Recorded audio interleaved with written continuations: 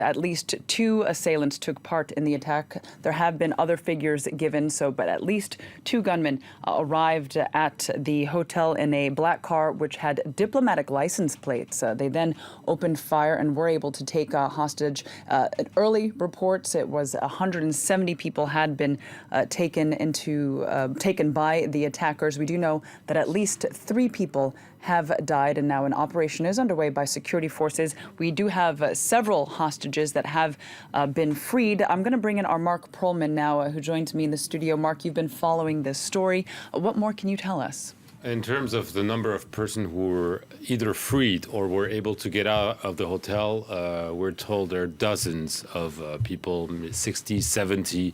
So a lot of people were just in their rooms and were able to get out or were brought out by Mali security forces. I also know that the UN forces were able to get in the hotel and get out some of their people. And so right now the situation is in flux. We know an assault is underway. From what we're hearing, there are not a lot of gunshots right now, but the attackers, whose number is still unclear, as you just mentioned, seem to be concentrated in just one floor of the hotel.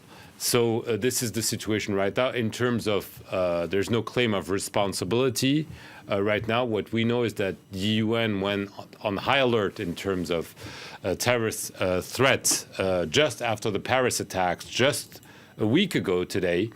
And so there were concerns. There had been attacks, not only in northern Mali, but in the south of Mali, where Bamako is located. There have been attacks on places where foreigners used to go, hotels, restaurants, and clearly today, really, this is a target that's highly symbolic of the foreign presence. We know there was an Air France crew that was in the hotel. There were lots of concerns that they were maybe the prime target, but they were able to get out of the hotel. But this is a major blow for Mali, for the United Nations, for France, which still has a strong military presence since it intervened in Mali back in January of 2013. Yes.